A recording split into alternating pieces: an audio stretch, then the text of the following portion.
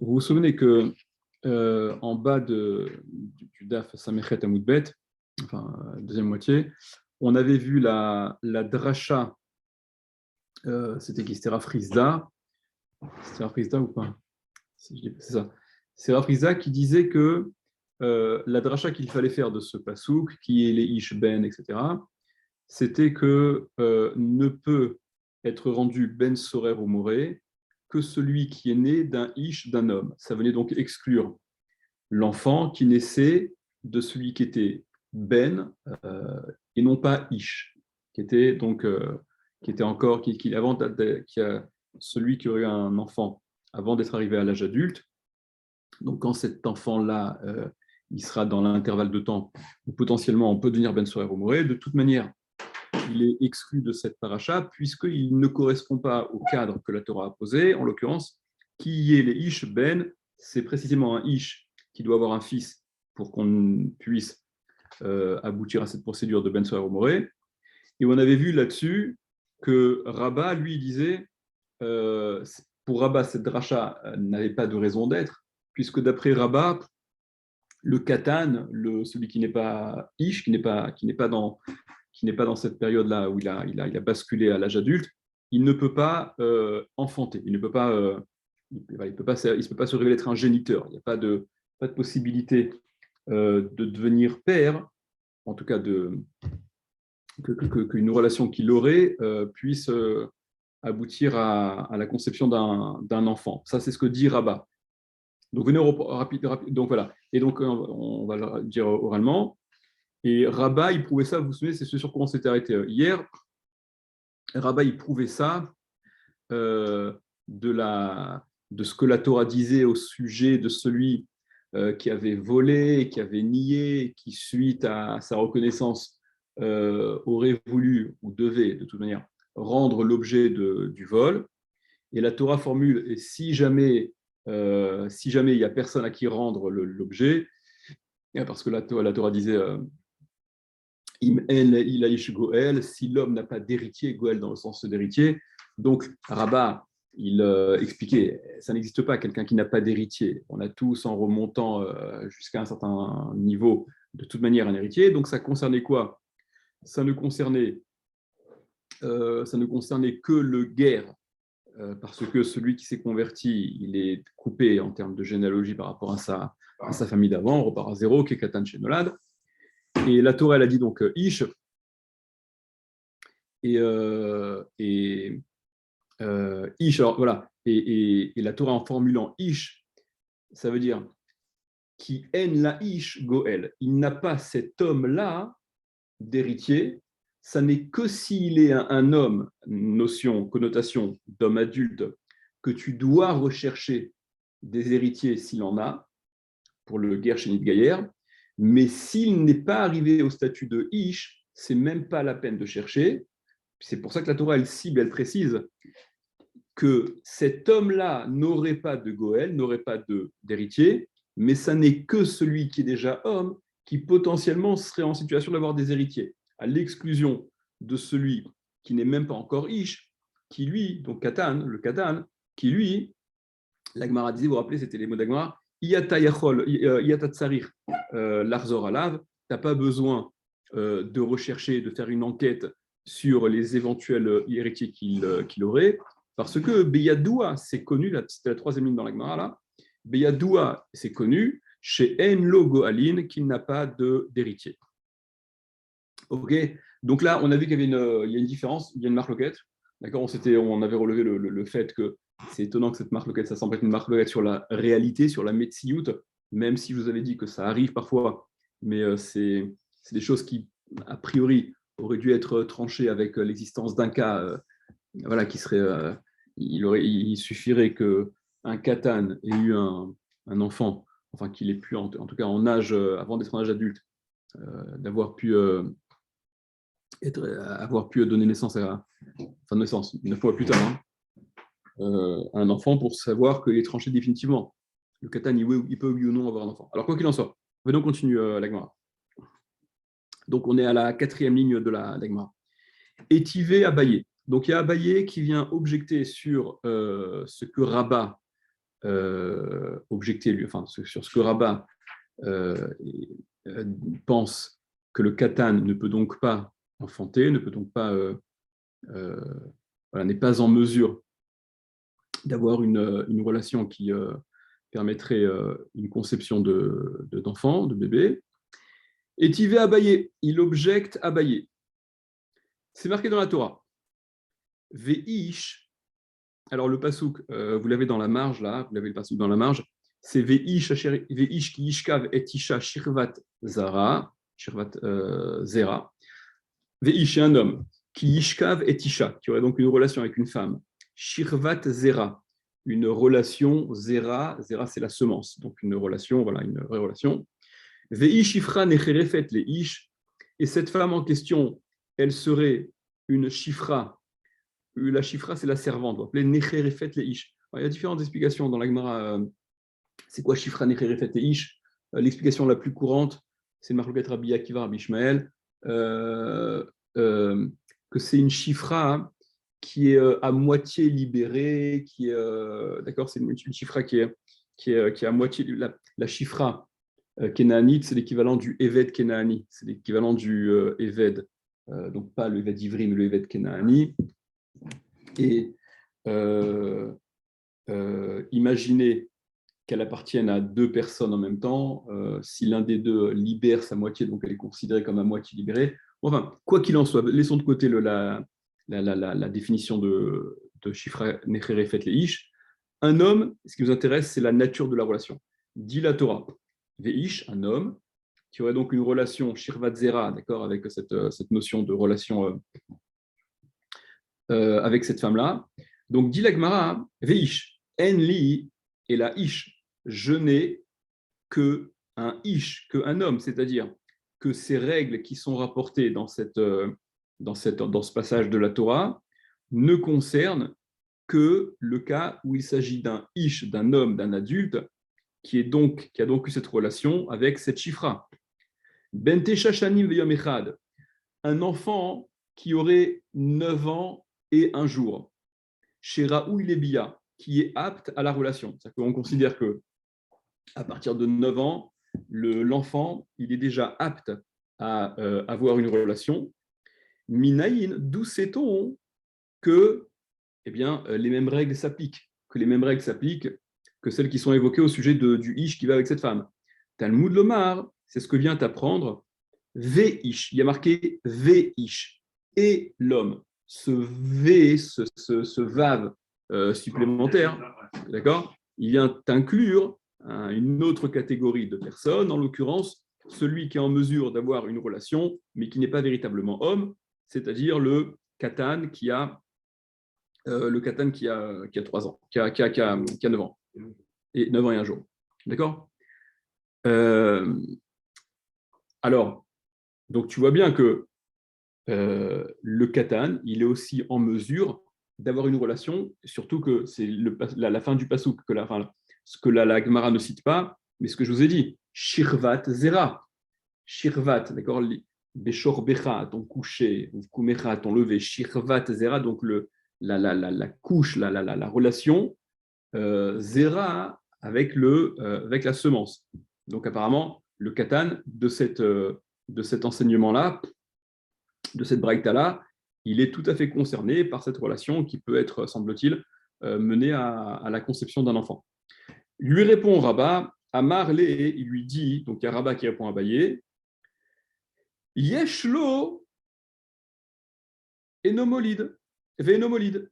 Il a, en effet, il peut avoir une relation avec de la semence, mais enomolide, ça ne va pas, il ne peut pas enfanter. Ça ne va pas pour autant permettre que la femme tombe enceinte.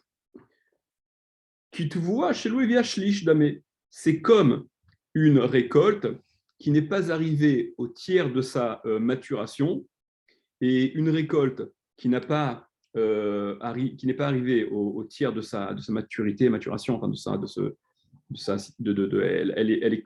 elle est donc, c'est encore une récolte qui en est qu'au début, qu'au premier tiers de sa pousse. Si on la prend et qu'on sème avec, elle ne permettra pas à nouveau de faire germer une nouvelle récolte. D'accord? Donc, il y a cette notion-là de pouvoir semer, mais ce sera appelé à ne pas produire quoi que ce soit. D'accord? C'est ce que dit Rabat. Deve Rizkia Tana, dans la yeshiva de Rizkia, on a enseigné. Donc, on veut aussi prouver que le katan, il ne peut pas. C'était où les yeshivas de Rizkia? À quel endroit tu demandes? C'était quoi? C'était Ah, alors, quand c'est Tana, quand c'est l'époque des Tanaïm, en général, c'est en Israël. D'accord? Donc, Tana, c'est une braïta, c'est ça en Israël. D'accord? Après, les centres essentiels en Israël, c'était à différentes époques. C'est Tveria, Tzipori, d'accord? C'est toute la région du nord, comme ça, la région du Galil. Voilà. Après aussi, vous vous rappelez ce qu'on va voir là bientôt là, avec Lag Baomer, Rabbi Akiva, qui a refait la Torah avec les 5 élèves, etc. Et Rabotenu chez Badarom, Rabotenu le maître qui était dans le sud. D'accord, il y a cette notion aussi. Donc, il y avait des centres. Quand vous êtes à Tibériade, quand vous êtes à Tibériade et que vous allez de Tibériade à Tzfat, vous verrez sur la route, il y a des écriteaux Tsipori. Tsipori, c'est la ville dont la Gemara parle souvent. Quoi. Bon, Tveria, ça vous savez, la Chamé Tveria, la Gemara parle des eaux chaudes, là, des eaux chaudes naturelles de Tibériade. D'accord, c'était. Allez, venez. Après, il y a des noms de villes qui sont identiques, mais qui ne correspondent absolument pas. D'accord Maaseh Verabi Eliezer, Verabi Akiwan, Shayujum Bnebrak, d'accord, qui était à Bnebrak, ce n'est pas le Bnebrak d'aujourd'hui. Ils n'allaient pas s'installer dans une cuvette où le microclimat est insupportable. D'accord. La Gemara dit ça aussi, même pour Rabbi, que Rabbi, justement, à la fin de sa vie, il était malade les dernières années de sa vie, et c'est pour ça qu'il est allé, je ne sais plus dans quelle ville du Galil, enfin dans ces endroits là-bas, Tsipori, truc, vers là-bas, parce que l'air était plus. Enfin, l'air est plus shranin d'ailleurs là-bas. Hein. Ouais. Et bon, allez, revenons à nos. Donc, Debe Chizkia Tana, dans au Beth Midrash de Chizkia, on a enseigné, c'est marqué Vechi Yazid Ish. Vous connaissez la suite du passage. Vechi Yazid Ish al Reou, les Orgo, truc là. Et lorsqu'un homme, Vechi Yazid, lorsqu'un homme prémédite, Yazid, al Reou, sur son prochain, les Orgo, de le tuer. Donc il y a un meurtrier qui s'apprête, enfin un meurtrier en puissance, qui prémédite, qui est en train de concevoir un plan pour se débarrasser de son ennemi. La formulation Vechi Yazid Ish, et là vous allez voir que la Gemara, enfin que Rabbi Chizkia, il va faire une espèce de concordance de termes, ça semble être un jeu de mots. Ish Mézid, c'est l'homme qui est Mézid. Alors pas Mézid au sens que vous connaissez, qu'on dit 50 000 fois, Mézid ou Shogeg. Non, non, non. Au sens Mézid de cuisine, de ce qu'on prépare, ce qu'on est mévachel. C'est l'homme qui est mévachel, c'est-à-dire qui aussi fait maturer, rend apte, prépare, cuisine, Vémazria, et qui ensuite peut à cette semence. VN katan, je vais expliquer. VN katan mézid ou mazria. Alors que le katan, celui qui n'est pas ish, il n'est pas lui mézid, prépare, il faut que je cherche un terme qui serait plus adapté. Le fait comme si il cuisine, mais il élaboré. Élaboré, ouais, élaboré, c'est déjà un peu trop élaboré, je trouve, comme terme, peut-être, tu vois. Non, c'est que, si tu veux, la semence du katane, elle n'a pas été cuisinée, elle n'a pas été, voilà, elle n'est pas mûre, elle n'est pas mature. Donc, il va simplement être mazria, il va semer, mais ce qu'il a semé n'est pas maturé, n'est pas, ok, c'est ça, n'est pas à point, voilà, Khazak, très bien. Ça ne va rien donner. Donc, regardez, maintenant, vous reprenez le pasouk, c'est marqué, la Torah parle, truc, et lorsqu'un homme il préméditerait de tuer son prochain, etc., Veish, donc c'est l'homme, et ce Yazid, qu'on traduit dans le sens pachout, le sens littéral, c'est cette idée de préméditation volontaire, consciente, etc. Priskia, il explique, Ish Mézid, c'est l'homme qui qui rend à point, qui va faire cuire à point, qui va maturer la semence, Vemazria est donc semé, Vn katan mezid ou mazria. Mais le katan, il est exclu, parce que le passouk dit veish. Donc le katan, lui, n'est pas mezid et mazria, ne mature pas cette semence et sème par la suite. Il ne fait que semer, mais sans que ce soit, sans que ce soit productif, exactement. Alors, cette grille de lecture de Chizkia, elle est un peu étrange, n'est-ce pas? À Marlé, il lui a dit, Rav Mordechai et Ravashi, il a dit, Rav Mordechai et Ravashi, Maï mashma dehaï mezid lishna de bishulehu, d'où tu entends, d'où ça s'entend que ce mezid, veish ki yazid, un homme qui préméditerait, s'entend, se comprend, comme tu as voulu le faire, lishna de bishulehu, un terme de bichoul, de cuisson de préparation. Vous avez une idée ou pas? Ça doit évoquer des souvenirs immédiats, normalement. C'est ça. Non, facile. Où est-ce qu'on voit cette notion, cette racine de yazid qui semble désigner un aliment? Regardez, c'est sur tout de suite. Dirtiv, c'est marqué. Vayazed Yaakov Nazid. Vayazed Yaakov Nazid. Quand Esav il rentre affamé et qui va ingurgiter, qui va avaler ces lentilles rouges là. Il faut, ça doit tout de suite. D'accord? Donc, c'est le plat que Yaakov il a cuisiné. Comment la Torah elle formule ça? Vayazed Yaakov Nazid. Il a Vayazed. Il a potagé Yaakov un Nazid, un potage. Ce plat-là. D'accord? Donc, vous voyez que la racine Yazid, Vayazed, c'est la même racine. Donc, c'était cette espèce de concordance de termes dont je vous parlais tout à l'heure. D'où on sait que c'était des lentilles rouges, puisque c'est marqué Vayazed Yaakov Nazid? D'où on sait que c'est des lentilles rouges, puisqu'il y a marqué Vayazed Yaakov Nazid? Quoi?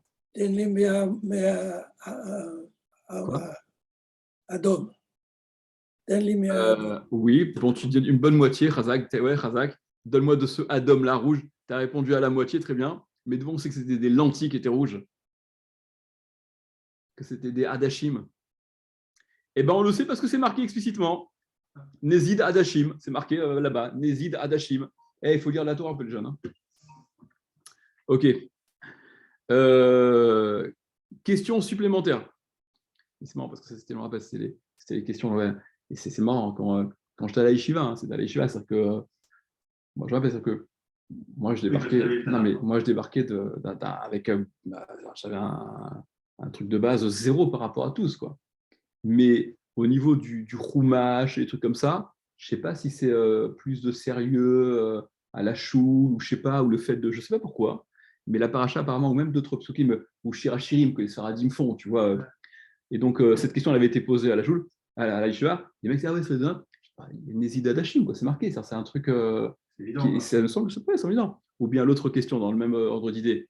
Alors ça, ils adorent ça aussi. Comment ça se fait que Bassar Bechalav se soit interdit? Pourtant, dans Shirachirim, Bassar Bechalav Tachat Leshoner. Bassar Bechalav Tachat Leshoner. La viande et le lait sous ta langue.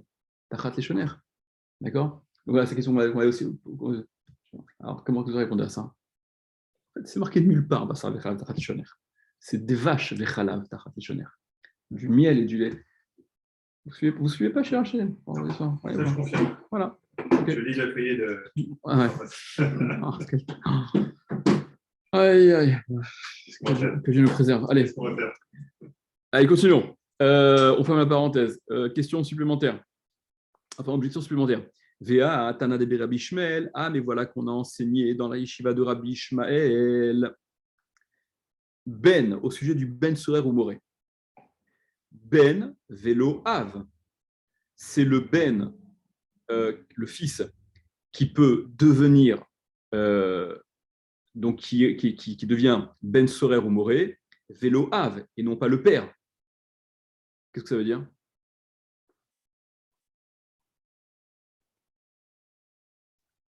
Rachi, prenez Rachi. Ben Velo Av. Vous l'avez Rachi? Les petites lignes à la 2, 4, 6, 8, 9 lignes après les petites lignes. Ben Velo Av. Les gabé Ben Sorer ou Moré, au sujet du Ben Sorer ou Moré, Ben Velo Av, donc c'est le fils et non pas le père, qui est concerné par le din de Ben Sorer ou Moré, c'est ce qu'on a vu depuis le début.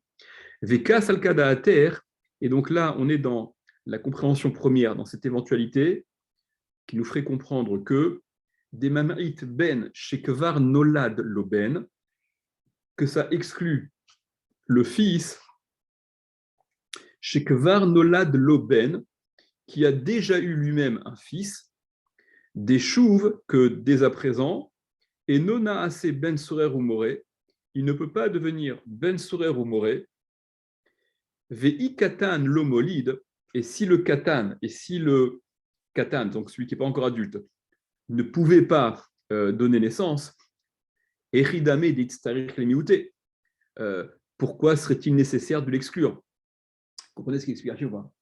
J'explique. La Torah, elle a dit qui est les ish, ben, sorer ou moré. Donc, la Torah, elle a bien précisé, c'est d'un ben dont il s'agit, c'est d'un ben, un fils, dont on parle. Ça vient donc exclure le ben qui se retrouverait en situation de have. D'accord? C'est donc, si la Torah a besoin d'exclure, le cas du ben qui se retrouverait, pas uniquement ben, mais qui se retrouverait lui-même à son tour, Av, père, d'accord, c'est que, a priori, il y a une possibilité pour le Katan d'enfanter. Sinon, la Torah n'aurait pas eu besoin d'exclure ce scénario. Je n'ai besoin d'exclure que ce qui est envisageable. Ce qui n'est pas envisageable n'a pas besoin d'être exclu. On est d'accord là-dessus ou pas?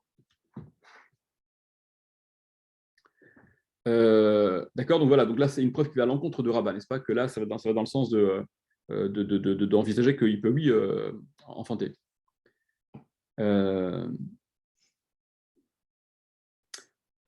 L'Agmara, donc, alors, Echidame, c'est quoi le cas? Je sais comment c'est, je pense. Il est madi abar batarde aite searot. Il est ma. Si nous disons des iabar que elle est tombée enceinte, la femme avec laquelle elle a eu une relation, batarde aite searot. Après qu'il ait eu les deux premiers poils, donc vous vous souvenez, qui le font basculer dans cette période de temps où il est considéré comme Ish au regard de toutes les autres mitzvot de la Torah, et où il est d'accord, et ce dont on avait parlé avant, qui le fait rentrer dans cette période où le statut de Ben Soer ou Moré peut avoir lieu. Alors, l'Agmara dit, si nous disons qu'elle est tombée enceinte, la femme, après qu'il ait apporté les deux séharot, donc il avait déjà les deux séharot, Veolid makme de la kif zakan, mais qu'elle a enfanté, qu'elle a accouché avant qu'il n'ait la pilosité totale. Vous vous souvenez que cette pilosité a entouré son évers, son membre. Si c'est de ça dont on parle, Mika Shaout Kulehai, est-ce que est-ce qu'il y a tellement de temps qui se passe? Mika, est-ce qu'il y a Shaout du temps, Kulehai tellement? Est-ce qu'il y a tellement de temps qui se passe entre le moment où il a les deux poils et le moment où il a que cette pilosité-là qu'on avait déterminée? Ha, Amar Rabbi Krouspedai, mais voilà qu'il a dit Rabbi Krouspedai, Kol Yamav Shel Ben Sorer ou Moré, tous les jours, c'est-à-dire toute la période pendant laquelle il est susceptible de devenir Ben Sorer ou Moré, et Noéla Shosha Chodashim Bilvad. Ça n'est que 3 mois. Oui, il est connu Rabbi Krouspedai. Pour Rosh Hashanah, Shlocha Sfarim, il y a 3 Sfarim qui sont ouverts. C'est Rosh Hashanah, Rabbi Krouspedai.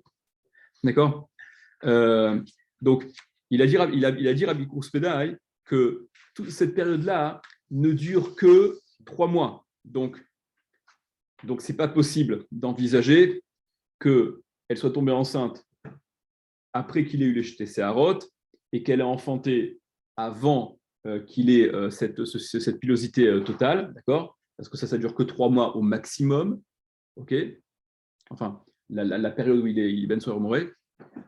Et la lave, donc n'est-ce pas qu'on doit expliquer que le passouk, ce qu'il vient nous apprendre, c'est la chose suivante: des iabar makme de laïté shte seharot, qu'elle est tombée enceinte avant qu'il n'ait les deux seharot, les deux poils, veolid makme de la kif zakan, et qu'il aurait enfanté, elle aurait accouché, je veux dire, la femme, avant qu'il ait ce système de pilosité, truc, où il est donc concerné potentiellement par le din de Ben Sorer Moré, ou Shmamina, et donc t'en déduis que Katan molide, que le Katan, il peut lui aussi enfanter.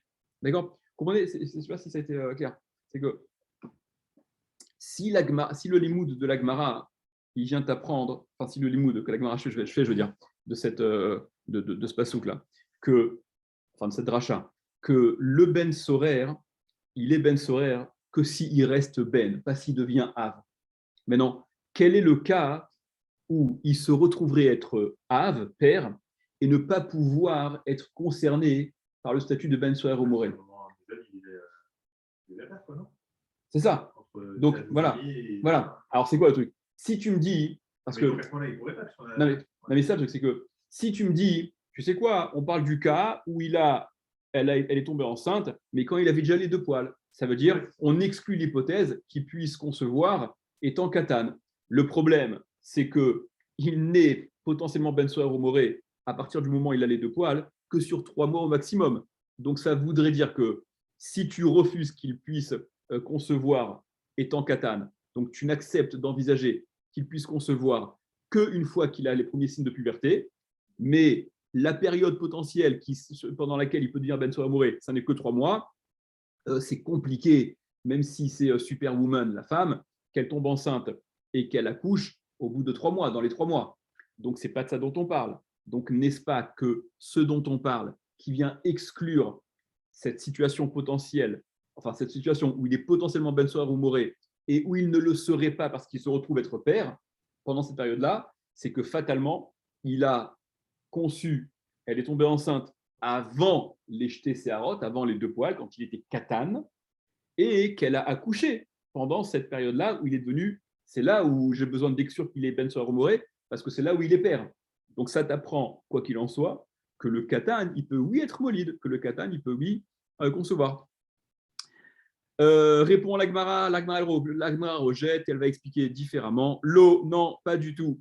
Léolam, diabar, batar, deaite, seores. Léolam, toujours je te dirais que elle est tombée enceinte, batar, après des haïté séharot, après qu'il a amené les 2 séharot. Je te dirais que non, non, non, non. Elle ne peut tomber enceinte que si la relation a eu lieu avec le gosse, enfin le gosse, qui n'est plus un gosse, qui est déjà un adulte. Il a basculé dans le statut de Ish, période transitoire. Il a donc eu ses premiers signes de puberté.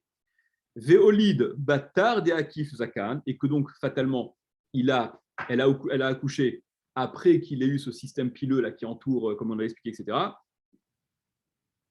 Ou des Kakasha des Rabbi Krouspédaï, et ce qui te posait problème par rapport à Rabbi Krouspédaï, c'est quoi? C'est que si c'est comme ça, c'est pas, la question ne se pose plus. Je n'ai pas besoin d'exclure que dans ce cas-là, il n'est pas Ben Soer au Moré, puisque de toute manière, dans le temps, il a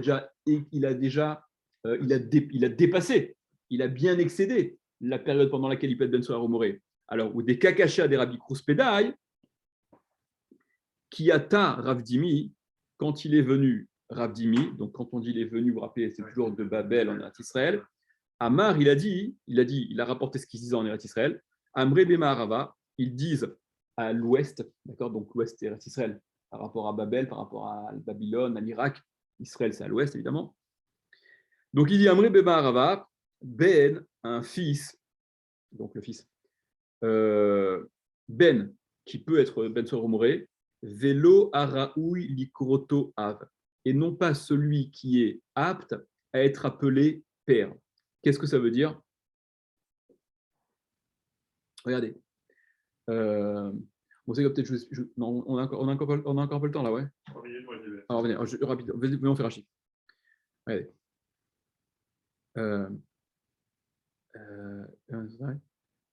Et là. Non, excusez-moi, d'accord. Non, il n'y a pas d'archi là-dessus. Alors, qu'est-ce que ça veut dire? C'est-à-dire que c'est pas. Il explique la dracha de la façon suivante. Le Ben, c'est le fils. C'est celui-là qui est susceptible de devenir Ben Soer Moré. Et non pas celui qui est susceptible, enfin qui est susceptible, qui est raouille, qui est adéquat. C'est-à-dire qu'on peut appeler père. Qu'est-ce que ça veut dire? celui qui est apte à être appelé, que les gens peuvent appeler père, c'est-à-dire celui dont la femme avec laquelle il est allé, est déjà enceinte de 3 mois, où la grossesse elle est déjà visible, et à partir de là, on peut déjà commencer, bon, c'est d'époque, hein, aujourd'hui, ce n'est pas vraiment le cas, mais on l'appelle déjà père. On a gardé le critère d'enfant de 3 mois, je crois, ou non? De quoi, de ne pas l'annoncer avant 3 mois, un truc comme ça. On te dit qu'il y a des chances avant 3 mois, c'est compliqué. Ouais, je pense que c'est un peu le folklore, quoi, l'histoire. Ouais, ça sort de quelque part, non? Ce qui est certain, c'est que la moyenne, c'est que la grossesse commence à être visible dans les 3 mois, d'accord. L'histoire avec Yehuda et Tamar, puis bon, voilà, c'est ce qu'on voit, quoi. Ça, plus ou moins, c'est ce qu'on voit. Ça veut dire que, donc évidemment, donc qu'est-ce qu'on est en train de dire? On est en train de dire que la braïta là, de Rabbi Ishmael, d'accord, c'est que, en effet, toute la période pendant laquelle ce jeune homme, ce jeune garçon est susceptible de devenir Ben Soer ou Moré, en effet, ça n'est qu'une période de 3 mois. Mais ce qui est exclu, ce que la Torah vient exclure, ce n'est pas celui qui est déjà père, c'est celui qui potentiellement peut être appelé père. Or, dès lors qu'il a une relation, on a un délai de 3 mois pendant lequel il peut encore être concerné par la règle du Ben Soer Moré. Et en effet, il suffit que la femme, sa grossesse soit déjà visible, et par conséquent, lui, il est déjà apte à être appelé père, parce que voilà, il est un père potentiel. Et c'est ça ce que la Torah vient exclure du din de Ben Sorer ou Moré. Ce n'est pas celui qui est véritable. Donc, on revient à quoi? On revient à dire qu'il n'est question que de celui qui a la capacité d'enfanter, qui est déjà adulte. Il ne s'agit pas d'un